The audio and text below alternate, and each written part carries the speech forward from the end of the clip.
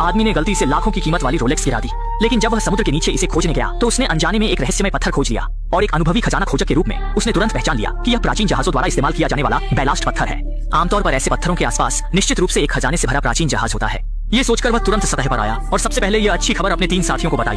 कुछ ही समय बाद वे सभी तुरंत काम में लग गए, झाड़ू और मोप लेकर समुद्र के नीचे खोजने लगे।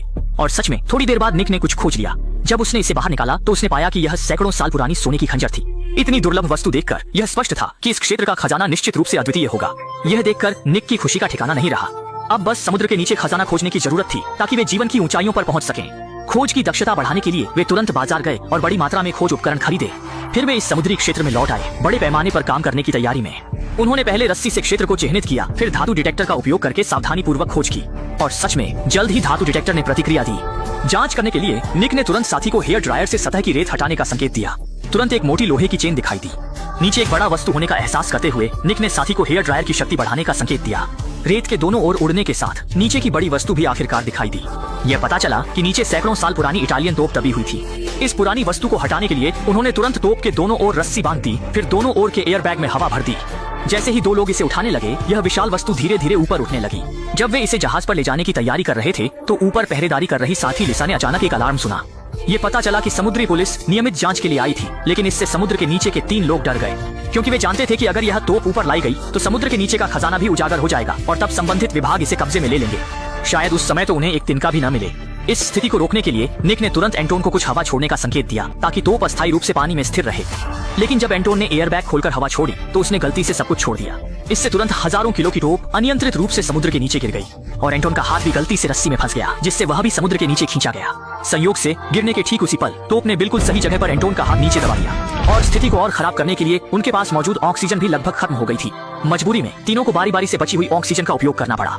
स्थिति की गंभीरता को समझते हुए निक ने तुरंत अपनी गर्लफ्रेंड के साथ बचाव कार्य शुरू किया, लेकिन दुर्भाग्य से यह तोप बहुत भारी थी। दोनों ने काफी प्रयास किया लेकिन तोप हिली नहीं। ये समझते हुए कि अगर ऐसा चलता रहा तो सब खत्म हो जाएगा, निक ने जोखिम उठाने का फैसला किया। तुरंत अपनी ऑक्सीजन टैंक उतार दी और बची हुई ऑक्सीजन को एयर बैग में भर दिया। फिर अपनी गर्लफ्रेंड के साथ पूरी ताकत लगाकर उन्होंने तोप को कुछ सेंटीमीटर ऊपर उठाने में सफलता पाई, जिससे एंटोन की जान बच गई। जब तीनों सतह पर आए तो समुद्री पुलिस पहले ही जा चुकी थी, लेकिन इस घटना के बाद भी वे हार मानने का इरादा नहीं रखते थे, क्योंकि प्राचीन तोप का मिलना इस बात का पक्का संकेत है कि इस समुद्री क्षेत्र में जरूर खजानों से भरा कोई डूबा हुआ जहाज है। इसलिए अगले दिन उन्होंने खोज क्षेत्र को बढ़ाया, समुद्र के नीचे के सभी प्राचीन खजानों को निकालने का इरादा किया। लेकिन खोजते खोजते उन्होंने अचानक धातु के मलबे का एक बड़ा ढेर खोज लिया। मलबे के साथ खोजते हुए उन्होंने पाया कि पास में एक दुर्घटनाग्रस्त विमान था। निक अपनी आंखों पर विश्वास नहीं कर सका, इसलिए वह तुरंत सतह पर आया और विमान की बात अपने साथियों को बताई। कुछ लोग यह देख तुरंत नीचे उतरकर विमान की स्थिति देखने लगे, लेकिन उन्होंने सोचा भी नहीं था कि जब वे विमान के अंदर पहुंचे तो वह पूरा आटा से भरा हुआ था। स्पष्ट रूप से यह विमान तस्करों द्वारा आटा ले जाने के लिए इस्तेमाल किया गया था, लेकिन किस्मत की बात है कि दुर्घटना हो गई और यह संयोग से इस समुद्री क्षेत्र में गिर गया। यह दृश्य देखकर निक घबरा गया, लेकिन साथ ही एंटोन बहुत उत्साहित था, यहाँ तक कि एक पैकेट लेकर बेचने की योजना बना रहा था। लेकिन निक ने सोचा कि अगर यह चीज पुलिस द्वारा पकड़ी गई तो वे जेल में सड़ जाएंगे। ऐसे गंदे पैसे को वह कभी हाथ नहीं लगाएगा। ये कहते हुए उसने चाकू से आटे की पैकेजिंग को काट दिया और सब कुछ समुद्र में फेंक दिया। घर लौटने पर निक की गर्लफ्रेंड ने पुलिस को सूचित करने का सुझाव दिया, लेकिन यह तुरंत अन्य साथियों द्वारा विरोध किया गया, क्योंकि अगर पुलिस को पता चला तो वह समुद्री क्षेत्र निश्चित रूप से पुलिस द्वारा बंद कर दिया जाएगा और समुद्र के नीचे का कीमती खजाना भी जब्त कर लिया जाएगा। इसलिए साथी ने सुझाव दिया कि वे पहले खजाना निकाल लें, फिर विमान की बात पुलिस को बताएं। ये एक अच्छा विचार लग रहा था, इसलिए सभी ने सहमति जताई। केवल एक तरफ खड़ी लिसा ने गलत इरादे से काम किया। अगले दिन जब सभी खजाना खोज रहे थे, लिसा चुपके से विमान के मलबे के पास गई, कुछ आटा पैकेट लेकर बेचने की योजना बनाई, लेकिन वह अपने इरादे में सफल नहीं हो सकी। जैसे ही वह विमान के अंदर गई, उसका ऑक्सीजन टैंक विमान के मलबे में फंस गया। इसी दौरान इस तरफ के साथी लिसा को कहीं नहीं देख पाए, जिससे निक को बड़ा अनिष्ट का आभास हुआ और वह तुरंत एक गैस सिलेंडर लेकर समुद्र के नीचे उतर गया। यह समझते हुए कि लिसा विमान के मलबे में है, वह तुरंत अंदर गया और वास्तव में उसने मलबे में उसे पाया। सौभाग्य से निक समय पर पहुंच गया, जिससे लिसा की जान बच गई। घर लौटने पर सभी ने प्राचीन दस्तावेजों को देखा, जिससे उन्हें पता चला कि समुद्र से निकाले गए ये प्राचीन वस्तुएं 300 साल पहले के एक फ्रांसीसी व्यापारी के जहाज की हो सकती हैं। और किताब में स्पष्ट रूप से लिखा था कि उस समय व्यापारी ने युद्ध से बचने के लिए अपनी अरबों की कीमत वाली संपत्ति को वेस्ट विंड नामक जहाज पर रखा था, ताकि इसे फ्रांस ले जाया जा सके।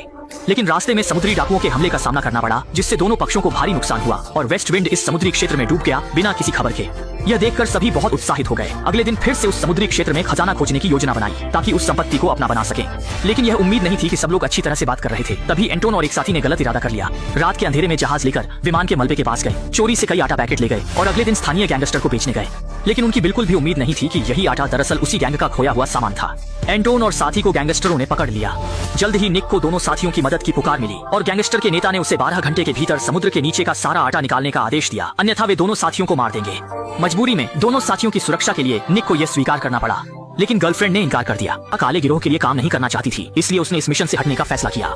जब वे समुद्र के नीचे आटा निकालने के लिए गए तो गलती से उन्होंने उस प्रसिद्ध खजाने के जहाज को खोज लिया। इस समय साथी ने देखा कि जहाज पर पश्चिमी हवा लिखा हुआ है।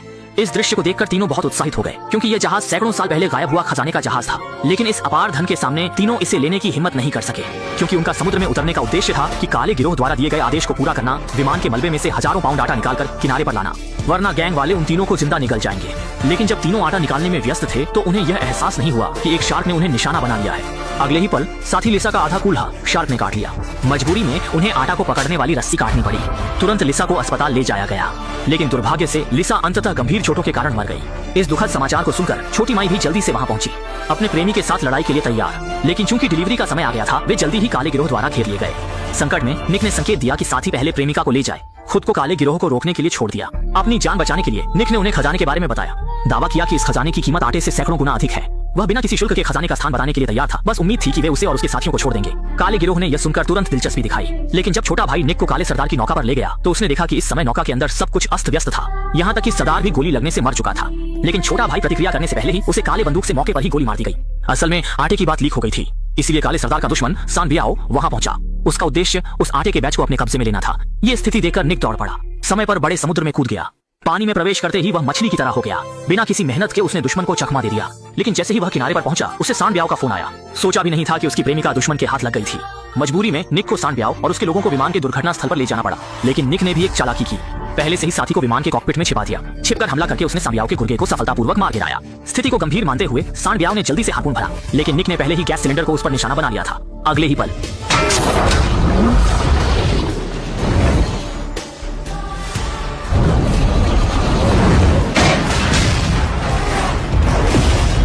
एक जोरदार धमाके के साथ सान बियाओ और विमान का मलबा राख में बदल गया। इस प्रकार एक संकट आखिरकार समाप्त हो गया। जब सब कुछ शांत हो गया तो कुछ लोगों ने समुद्र के नीचे से लोहे की टोप को निकाल लिया, लेकिन जैसे ही वे सफल होने वाले थे, रस्सी अचानक टूट गई। लेकिन हैरानी की बात यह थी कि जब टोप समुद्र में गिरी तो वह गलती से डूबे हुए जहाज को फोड़कर उसमें एक दरार बना गई और अंदर अनगिनत सोने की ईंटें भरी हुई थी। जैसे ही उनका साथी सिर के बल समुद्र में कूदा, उसने अपनी इच्छा के अनुसार नीचे सोना भी खोज लिया। अंततः इस अपार धन के सहारे कुछ लोग वर्ग पार कर गए और जीवन की चोटी पर पहुंच गए, और फिल्म यहीं समाप्त हो गई।